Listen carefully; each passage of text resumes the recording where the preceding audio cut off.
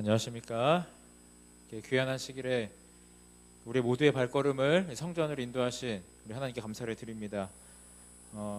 4명의 가족이 함께 모여서 특별한 찬양을 해주셔서 감사를 드립니다. 아주 하나님께서 영광 받으시리라 믿습니다. 우리 함께 요나서 1장에 있는 말씀 보실까요? 요나서 1장 1절로 5절에 있는 말씀입니다. 요나서 1장 1절로 5절에 있는 말씀 우리 함께 교독해 주시면 감사하겠습니다. 요나서 1장 1절로 5절에 있는 말씀입니다. 제가 홀수절 읽고요, 성도님들 짝수절 함께 읽어주시면 감사하겠습니다. 요나서 1장 1절로 5절입니다. 여호와의 말씀이 아밋대의 아들 요나에게 임하니라. 이르시되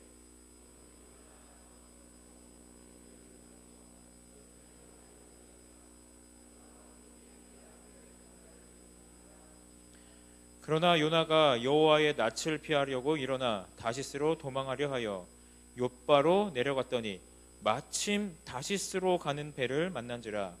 여호와의 낯을 피하여 함께 다시스로 가려고 선가를 주고 배에 올랐더라.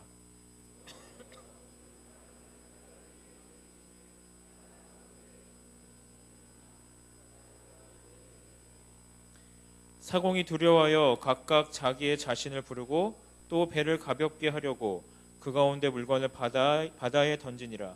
그러나 요나는 배 미층에 내려가서 누워 깊이 잠이 든지라. 아멘. 감사합니다. 여러분께서는 하나님을 생각하면 혹은 예수님을 생각하면 가장 먼저 떠오르는 단어가 무엇입니까? 아니면 이 교회에 오실 때에 이 교회를 생각하면 가장 먼저 떠오르는 단어나 혹은 이미지가 있다면 그것이 무엇인지 한번 생각해 보시기 바랍니다. 그리고 세상이 이 교회를 바라보면서 떠올리는 단어는 무엇일까요? 내가 이 교회를 바라보며 떠올리는 단어와 세상이 교회를 바라보며 떠올리는 단어가 같다고 생각하십니까? 아니면 다르다고 생각하십니까? 같을까요? 다를까요? 네. 아마 저를 비롯해서 많은 분들이 다르지 않을까 생각하실 것 같습니다. 이런 말이 있습니다. 수의사는 개만 보고도 생면부지의 개 주인에 대해서 많은 것을 알 수 있다. 무슨 뜻인지 이해가 되시나요? 수의사는 주인을 안 봐도 자기 앞에 있는 이 강아지만 봐도 그 주인에 대해서 아주 많은 것들을 알 수 있다는 것이죠. 세상은 이 땅의 그리스도인들과 교회를 보면서 하나님에 대해 과연 어떠한 생각을 갖고 있을까? 그리고 가장 먼저 어떠한 단어를 그들의 머릿속에서 떠올리고 있을까? 한번 생각해 보게 됩니다. 필립 얀시라는 굉장히 이 시대에 굉장히 하나님에 대해서 그분의 사랑과 은혜에 대해서 아름답게 여러 책들을 써낸 이 필립 얀시라는 사람이 놀라운 하나님의 은혜라는 책을 썼습니다. 말 그대로 은혜에 관한 책인데요, 이 놀라운 하나님의 은혜를 이야기하는 그 첫 챕터를 시작한 이야기에서 그가 자신의 친구로부터 전해들은 한 이야기를 소개합니다.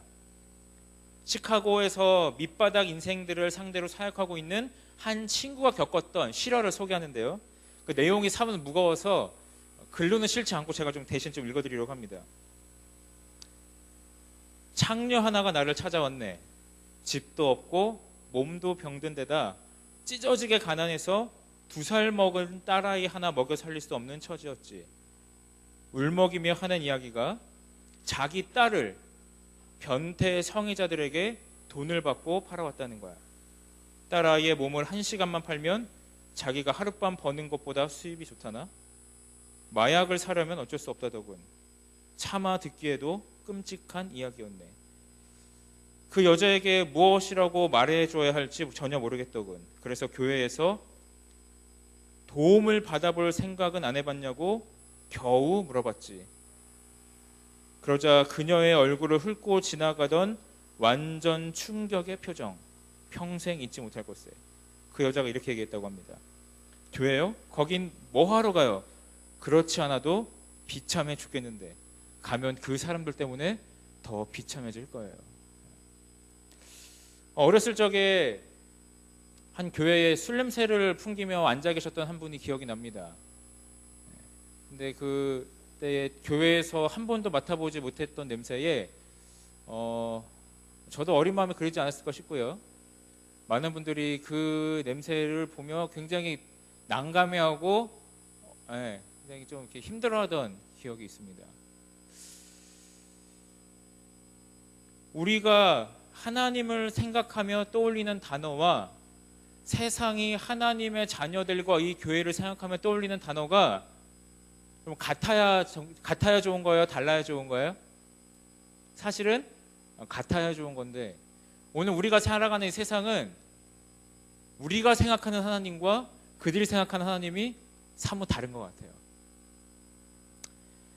그래서 우리가 하나님을 생각하며 떠오르는 단어와 세상이 그분의 자녀들 그리고 교회를 바라보며 떠올리는 단어가 왜 그토록 동떨어져 있는 것일까라는 질문을 하게 됩니다. 그러면서 과연 우리는 하나님의 은혜를 알고는 있지만 그것을 경험하고 체험하고 있는지 생각해 보게 됩니다. 여러분, 하나님의 은혜는 아는 것입니까? 경험하는 것입니까? 네, 경험하는 것이죠. 그리고 은혜라는 것은 설명하는 것입니까? 전달하는 것입니까? 설명으로는 부족해요. 뭘 해야 돼요? 전달할 수 있어야 돼요. 은혜를. 저 오늘 이 요나서를 살펴보면서요, 이 은혜라는 한 단어를 좀 같이 살펴보고자 합니다. 그리고 이 금요일 저녁 2달의 시간 동안 요나서를 통해서 우리에게 주시는 그 하나님의 은혜에 대해서 함께 나누려고 합니다. 하나님께서 오늘 우리에게 함께 하셔서 이 은혜라는 것을 그냥 아는 것으로 그치지 않게 하시고 경험하게 해주시기를 간절히 바랍니다. 그리고 이 은혜라는 것이 그냥 단순히 아는 것을 통하여 설명되어지는 것이 아니라 내가 경험했고 우리가 경험했던 그 은혜가 다른 누구에게 전달될 수 있기를 간절히 소원합니다. 우리 좀 본문으로 좀 넘어가 보겠습니다. 요나서 1장에 보니까요, 여호와의 말씀이 아미떼의 아들 요나에게 임하니라. 너는 일어나 저 큰 성읍 니느웨로 가서 그것을 향해 외치라. 그 악독이 내 앞에 상달하였음이니라 하시니라. 여러분, 요나의 직분은 무엇이었습니까? 요나의 직분은 뭐였죠? 뭐였습니까? 제사장이었습니까? 네, 선지자였습니다. 선지자. 네. 요나는 선지자로서 하나님으로부터 부르심을 받았을 때, 선지자로서 부르심을 받았을 때에 하나님의 말씀이 자신에게 임하셔서 자기가 어디로 가야 하고 어떠한 사역을 해야 될지에 대해서 하나님의 말씀을 듣기를 분명히 원했을 겁니다. 그래서 하나님께 기도하며 어쩌면 그는 내가 어디로 가야 하고 내가 어떤 말씀을 전해야 될지 어떤 사역을 해야 될지 하나님께 아마 계속 기도를 간구했을 거예요. 그래서 그렇게 간구하던 중에 하나님의 말씀이 드디어 이 요나 선지자에게 임하셔서 뭐라고 말씀하셨습니까? 어디로 가라고요? 어디로 가라고요? 저 큰 성읍 니느웨로 가라고 말씀을 하십니다. 그래서 그토록 기다리던 하나님의 말씀이 자신에게 임해서 자신의 선교지가 어딘지 딱 얘기해 주셨는데 그 선교지가 이스라엘 땅이 아니라 어딘 거예요? 아수르 이방 땅인 니느웨였던 것이죠. 여러분, 우리는 이 뒤에 이야기를 잘 알지 않습니까? 여러분, 이 요나가 그 이야기를 듣고 좋았을까요? 안 좋았을까요? 굉장히 실망했어요. 하나님께서 이 선지자에게, 이 선교사에게 이곳으로 가서 복음을 전하라고 말씀을 받았는데 자신이 명함 받은 그 선교지가 자신이 생각한 선교지와는 너무나도 다른 거예요. 그래서 이 선지자 요나는 어떻게 합니까? 어떻게 했어요? 도망가기 시작합니다. 어쩌면 요나는 이렇게 기도했는지 모르겠습니다. 하나님, 니느웨라니요. 제가 이스라엘의 선지자지 니느웨 저 이방 땅의 선지자입니까? 하나님, 제가 이스라엘에서 사역을 해도 모자를 파네. 저 이방 땅 저 진짜 하나님도 모르고 이우상들 숭배하고 우리를 멸시했던 저들을 향해서 구원의 기별을 외치라는 것이 과연 가당키나 합니까? 그래서 이 선지자는 어쩌면 하나님, 제가 못해 먹겠습니다. 저 땅으로 제가 가느니 차라리 이 선지자 직분을 내려놓고 저는 때려치겠습니다 하고 좀 도망갔는지도 모르겠습니다. 그래서 1장 3절에 보니까 어떻게 되어 있습니까? 요나가 여호와의 낯을 피하여 일어나 다시스로 뭐 했어요? 도망갔습니다. 도망갔어요.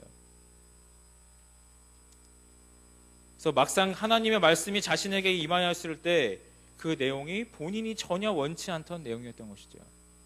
여러분, 우리가 신앙생활하면서 그럴 때가 있습니까? 하나님께서 우리에게 하라고 하신 일이 분명히 있는데 그걸 하기 싫을 때가 있나요? 있어요.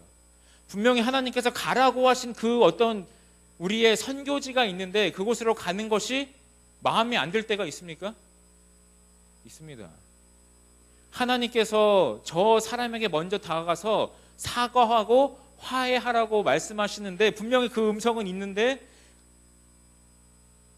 다 해도 그거 못하겠어요. 다른 사람한테 가서 다 무릎은 꿇어도 그 사람한테 가서 머리 숙이는 거 못하겠어요. 여러분, 그런 경험 혹시 안 해보셨나요? 부부싸움 하다 보면 별거 아닌데 자존심 싸움으로 먼저 미안하다는 얘기 하기 싫잖아요. 이번만큼은 뭐 하다고 미리 얘기하기 싫어요? 이번만큼은 미안하다는 얘기 먼저 하기 싫은 거예요. 제가 21살 때 천명선교사를 갔었습니다. 그때 제가 선교지로 부름받은 곳은 그 인도네시아 가장 동쪽에 있는 이리안자라는 곳이었는데요. 그 파푸아뉴기니와 붙어있는 그 웨스트 파푸아라고도 하는 그 우리 세계에서 가장 큰 섬 중에 하나였던 그곳이었습니다. 이곳은 굉장히 미개한 곳이에요. 그래서 그 찰스 다윈이 진화론을 연구할 때 이 파푸아뉴기니 땅에서 원숭이를 닮은 사람들을 보고 영감을 얻어서 그의 진화론의 기본적인 것들을 연구를 시작했었습니다. 그곳에 가면 사람들이 이렇게 다닙니다. 그냥 사진이 아니고 정말로 이렇게 다녀요. 시장에 가면은요, 옷이 있어도 옷을 안 입고 다니는 이런 분들이 있어요. 아마 한두 번쯤 보셨지 않았을까 생각이 듭니다. 꼭 아직도 1년에 한두 번씩은 그들의 전통 그 전쟁을 이렇게 마치 우리 명절 지내듯이 그들의 전쟁하던 때를 생각하면서 이렇게 그들의 흥을 돋구기도 합니다. 근데 제가 하루는 이곳에서 이제 선교지를 하다가 굉장히 먼 곳으로 좀 가게 됐어요. 그래서 비행기를 2번을 타고 오토바이를 이틀을 타고 배를 이틀을 타고 걸어서 3일을 갔어요. 갔는데 그 사람도 얼마나 불쌍하게 사는지, 제가 있던 선교지는 그래도 선교사들이 10수년 있던 곳이라 그나마 문명 혜택은 받고 사는데 정말 아무것도 있는 곳이 아무것도 없어요. 아무것도. 갔더니 그 추장이었던 사람이 그 자기 키보다도 더 큰 활을 꺼내서 제 발 앞에다 쏘는 거예요. 들어올 자신 있냐고. 그래서 가만히 그 사람들 하는 얘기를 들었더니 왜 자기네 땅에는 선교사가 들어오지 않느냐는 겁니다. 우리가 이렇게 힘들게 헐벗고 살아가는데 왜 항상 선교사들이 가는 곳에 선교사가 가고 왜 우리한테는 선교사가 오지 않느냐는 거예요. 그래서 우리한테도 학교도 세워서 우리 아이들도 교육해주고 복음도 전해주면 좋겠는데 왜 이 땅에는 선교사가 들어오지 않느냐는 것이죠. 그래서 제가 그 사람들 앞에서 약속을 했어요. 천명선교사 1년이잖아요. 그때가 거의 11개월 정도 되던 때였습니다. 제가 한국에 돌아갔다가 비자만 연장하고 다시 돌아가겠다. 겁도 없이 약속을 했어요. 그리고 제가 거기서 진짜 말라리아 걸려가지고 거의 죽을 뻔하다가 나와가지고 집에 갔는데 한 일주일을 병원에서 말라리아를 앓고 나니까 엄두가 안 나는 거예요. 제가 이곳에 갈 때 몸무게가 75kg였는데 나올 때 62kg였거든요. 생각해보니까 제가 군대도 안 갔어요. 군대도 안 갔고 도무지 갈 수가 없겠는 거예요. 그래서 분명히 가겠다고는 했는데 제가 그냥 군대로 도망을 갔습니다. 근데 가끔 아직도 이때 그 사람들이 생각이 나요. 그래서 제 마음속엔 선교사로서 제가 하나님께 또 헌신해야 될 것 같은 그런 마음의 짐이 좀 있습니다. 여러분, 우리에게도 각자가 가진 니느웨가 있을까요? 있어요. 하나님께서 분명히 하라고 하셨는데, 분명히 말씀이 임했는데 나도 알고 사람들도 아는데 하기 싫은 그 니느웨가 있습니다. 우리에게. 하나님께서 이 사람에게 가서 복음을 전하라고 하는 어떤 부담이 계속 있는데 내가 도무지 가고 싶지 않고 갈 용기가 나지 않아서 갈 수 없는 나의 니느웨가 있어요. 여러분, 오늘 여러분 앞에 놓여진 니느웨는 어느 곳인지 한번 생각해 보시면 좋겠습니다. 여러분, 요나가 우리가 보기에는 굉장히 하찮은 사람처럼 보일지 모르겠지만 오늘 이 앞에 서 있는 저도 요나고 어쩌면 이 자리에 앉아 계신 여러분들 중에 상당수도 하나님 보시기에 작은 요나들로 살아가지 않을까 생각이 듭니다. 우리 하나님께서 우리에게 복 주시고 은혜 주셔서 하나님의 그 부르심에 순종할 수 있는 은혜를 주시기를 간절히 바랍니다. 그래서 오늘 우리가 이 요나서를 살펴보면서 지금까지는 어쩌면 우리가 하나님의 부르심에 순종하지 못했던 요나 같은 삶을 산다 할지라도 여전히 하나님의 은혜가 우리와 함께 있음을 우리가 확인할 수 있는 이 시간이 되면 좋겠습니다. 여러분, 저에게도 아직 기회가 있을까요? 아직 여러분에게도 기회가 있을까요? 요나서를 통해서 좀 살펴보겠습니다. 3절과 5절 보시겠습니다. 3절, 4절, 5절. 3절은 방금 읽었습니다. 4절 보시겠습니다. 여호와께서 대풍을 바다 위에 내리심에 바다 가운데 폭풍이 대적하여 배가 거의 깨어지게 된지라. 사공이 두려워하여 각각 자기의 신을 부르고 또 배를 가볍게 하려고 그 가운데 물건을 바다에 던지니라. 그러나 요나는 배 밑층에 내려가서 누워 깊이 잠이 든지라. 잠깐 지도를 보시면요, 이 가운데 욥바가 보일지 모르겠습니다. 예루살렘 바로 위에 있는 욥바인데요, 원래 이 요나 선지자가 부르심을 받은 곳은 어디예요?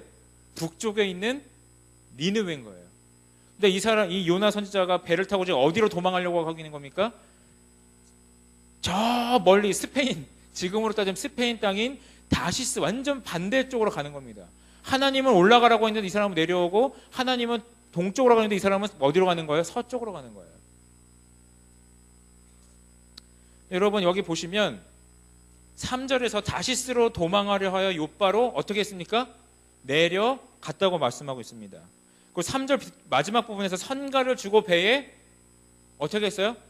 올랐더니라고 우리 성경은 번역을 하고 있지만 히브리어 원문은 선가를 주고 배에 내려갔다고 얘기를 하고 있습니다. 그리고 5절에서 보면 요나는 배 밑층으로 어떻게 했어요?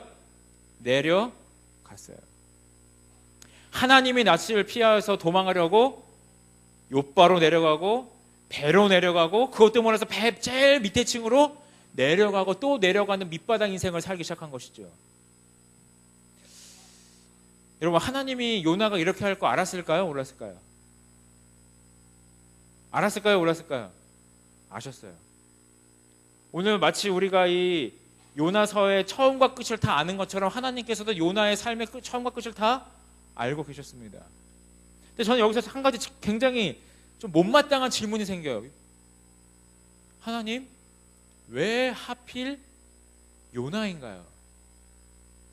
아니, 요나가 이렇게 도망가고 내려가는 삶을 살면서 하나님의 낯을 피하여 도망갈 거를 뻔히 아시면서 왜 하필 요나를 선택하셔서 그를 선지자로 세우셨습니까? 여러분, 이 당시에 선지자가 요나밖에 없었을까요? 하나님이 진짜 찾다 없어가지고 요나 한 명 간신히 발견해서 보내셨을 거라고 생각하시면 굉장히 큰 오해입니다. 잠깐 보시면 요나와 한 동시대에 활동하고 있었던 선지자들이 있습니다. 제일 위가 요나고요. 그 다음 밑에 있는 선지자가 아모스고요. 그 다음이 요엘 선지자고요. 호세야, 이사야 선지자들이 요나와 동시대를 살아가면서 복음을 전하고 있었어요. 그러니까 하나님께서 만약에 니느웨로 갈 선지자를 찾으신다면 이 요나 말고도 대안이 있었다 없었다? 얼마든지 있었다는 거예요. 얼마든지. 그리고 요엘 선지자 얼마나 영감적인 선지자입니까? 호세아 보세요. 얼마나 순종심이 많은 선지자였어요? 멀쩡한 사람들 많은데 몸 파는 여자 데려다 살라고 하니까 순종해서 다 했잖아요. 이사야서 읽어보십시오. 얼마나 그 성령이 충만한 선지자였습니까? 근데 이런 선지자들 다 냅두고 이런 충분한 대안들이 있었음에도 불구하고 하나님께서 지금 누구를 들어 쓰시는 거예요? 요나 선지자를 들어 쓰시는 겁니다. 왜 그러셨을까요? 하나님께서 마음만 먹으면 아모스 선지자를 보낼 수 있었고, 호세아도 보낼 수 있었고, 심지어는 이사야 선지자도 보낼 수 있었고요. 그리고 이 당시에 성경을 기록했던 선지자들 외에 성경을 기록하지 아니한 다른 선지자들도 심지어는 같이 있었어요. 그렇다면 왜 하필 이 많고 많은 사람들 중에 이 정말 위대하고 정말 크게 쓰실 수 있던 선지자들이 있었음에도 불구하고 요나를 선택하셨는가? 여러분, 하나님께서 이런 대안으로 가질 수 있는 선지자들이 많이 있었음에도 불구하고 요나 선지자를 선택했다는 것은 이 선택이 니느웨 백성들을 위한 선택입니까? 아니면 요나 자신을 위한 선택입니까? 냉정하게 생각해서 니느웨 백성들을 위해서라면 누구 보내는 게 나아요? 요엘 선지자 보내는 게 나을지도 몰라요. 니느웨 백성들 생각해서라면 이사야 선지자를 보내는 게 나을지도 모릅니다. 그러나 굳이 이렇게 도망가는 선지자를 다시 한번 불러다가 사용하시는 이유는 그 목적이, 그 부르심의 이유가 누구한테 있다는 거예요? 니느웨 백성들에게 있기 이전에 누구를 구원하기 위한 것이란 말씀입니까? 요나 선지자를 구원하기 위한 하나님의 은혜라는 것이죠. 그래서 이 요나서는요, 니느웨 백성들을 구원하고자 하시는 하나님의 섭리가 담겨있는 책이기도 하지만 그 이전에 요나라는 하나님의 부르심을 도망하여 가는 한 사람을 구원하고자 하시는 하나님의 은혜가 담겨있는 책입니다. 그래서 이 요나서는 많은 다수의 사람들을 구원하고자 하시는 하나님의 섭리가 담겨있는 책이기도 하지만 그 이전에 하나님으로부터 도망하여 피하는 한 명의 죄인을 구원하고자 하시는 하나님의 은혜가 담겨있는 책이 바로 이 요나서라는 것이죠. 여러분, 은혜가 무슨 뜻입니까? 은혜가 무슨 뜻이죠? 같이 읽어볼까요? 시작. 은혜란 받을 자격이 없는 자와 버림받은 자에게 베푸는 진정한 호의를 뜻한다. 은혜란 받을 자격이 있는 사람한테 주는 게 은혜입니까? 아니에요. 은혜라는 단어는 자격이 없는 자에게 주는 것이 은혜라는 뜻입니다. 사랑받을 자격이 없는 사람을 사랑하는 것이 뭐예요? 은혜예요. 구원받을 자격이 없는 자에게 구원을 주시는 것이 무엇입니까? 그것이 은혜예요. 하나님의 부르심을 받을 자격이 없는 자를 부르시는 것이 은혜라는 것이죠.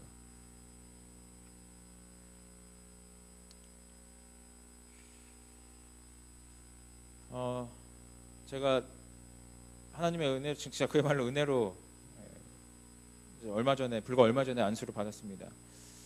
제가 안수를 이제 앞두고서 굉장히 마음이 좀 심란했어요. 무엇 때문에, 어떤 이유 때문에 굉장히 마음이 심란했냐면, 내가 과연 안수를 받아도 되는가? 내가 진짜 내가 어떤 사람인지 누구보다도 잘 아는데 내가 과연 안수를 받을 자격이 나한테 있을까? 사실 그것 때문에 굉장히 좀 고민도 많았고 마음에 좀 쓰라림이 좀 있었습니다. 이 교회는커녕 가정 하나 감당하기도 참 쉽지 않은데. 그래서 안수 시간 11시인데요. 제 안수받는 그 대상자 부부들은 9시까지 모입니다. 그래서 선배 목사님들이 쭉 나오셔서 이제 여러 가지로 권면을 해주시고 마지막에 이제 안수 대상자들이 목회자들이 쭉 나와서 뭐 소감이라고 할까요? 결심이라고 할까요? 그런 걸 이제 쭉 얘기하는 시간이 있었습니다. 제 차례가 돼서 얘기를 하는데 한마디를 못 하겠는 거예요. 한마디를.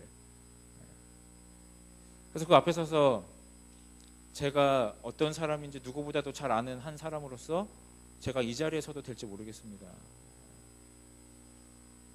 그 한마디를 하는데 그 다음 말을 못 잊겠더라고요. 그래서 제가 그때 제 마음속에 한 가지 딱 떠올랐던 단어는 은혜였어요. 은혜. 제가 그때쯤에 말씀 묵상했던 곳이 사실 요나서를 묵상하고 사실 갔었거든요. 하나님께서 이 목회 사역에 설 수 없는 사람, 설 자격이 없는 사람에게 설 수 있도록 부르심을 주신 것이 은혜임을 그때 가슴 깊이 깨달았어요. 여러분, 오늘 우리가 이 자리에 있는 자격이 있어서 이 자리에 있습니까? 오늘 우리가 하나님의 성전에 목사와 장로와 집사로 부르심을 받을 자격이 있기 때문에 오늘 우리가 이 자리에 있을까요? 자격이 없는 자들에게 하나님께서 주시는 것, 그것이 바로 은혜임을 우리는 잊지 말아야 할 것입니다. 우리 사랑하는 성도 여러분, 하나님의 부르심에는, 그리고 하나님의 은사에는 뭐가 없다고 그러셨습니까? 후회하심이 없다고 말씀하셨습니다.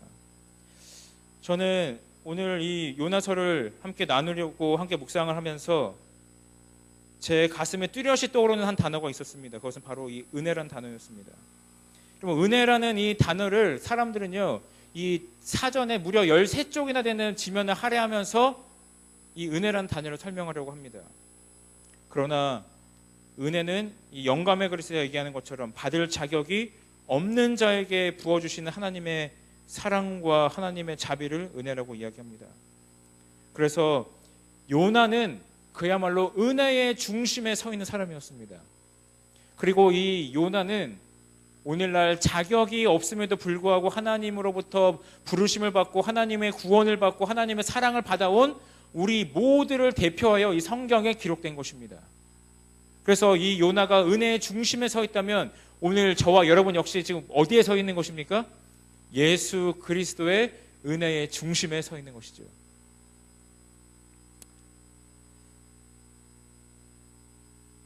같이 좀 읽어볼까요? 시작. 웬만한 일에는 세상도 교회 못지않거나 교회보다 낫다. 집을 지어주고 가난한 자를 먹여주고 아픈 사람을 고쳐주는 일은 굳이 교인이 아니어도 할 수 있다.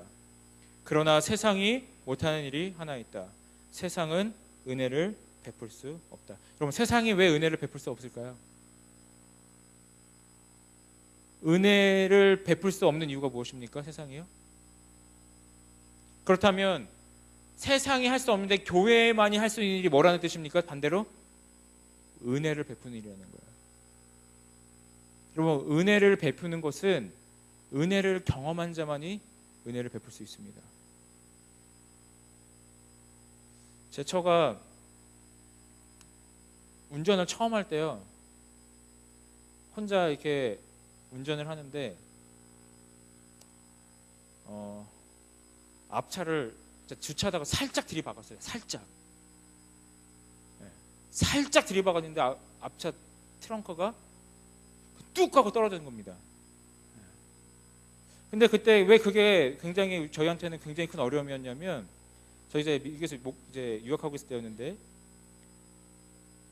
면허가 나오기 전에 30일 동안 임시 면허증을 줘요.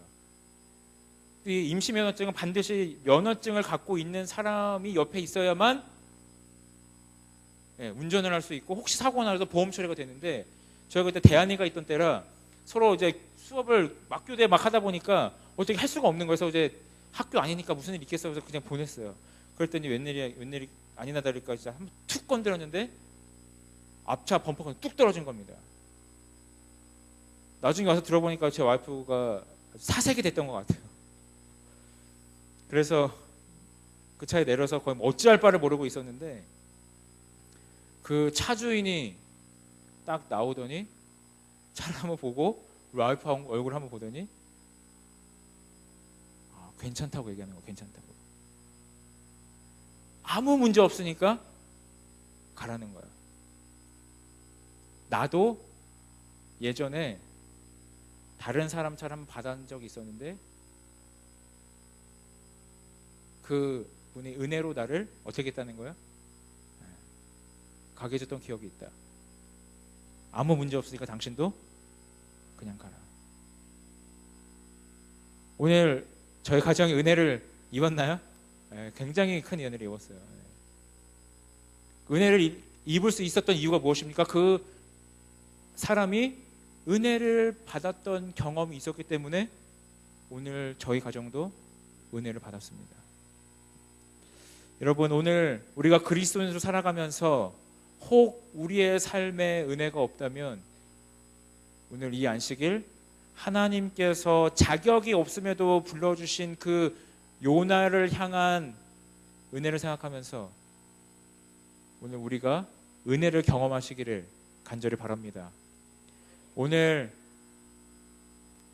은혜를 아는 것을 넘어서서 하나님께서 우리에게 주실 수 있는 그 충만한 은혜를 우리가 경험함으로 우리가 세상을 향하여 우리의 이웃을 향하여 은혜를 설명하는 것이 아니라 전할 수 있기를 간절히 소원합니다. 오늘 하나님께서 이 요나서의 앞부분의 내용들을 통해 주신 자격 없는 자에게 베푸시는 그 은혜를 생각하면서 이 안식일 우리 가운데 은혜가 충만하기를 주의 이름으로 축원합니다.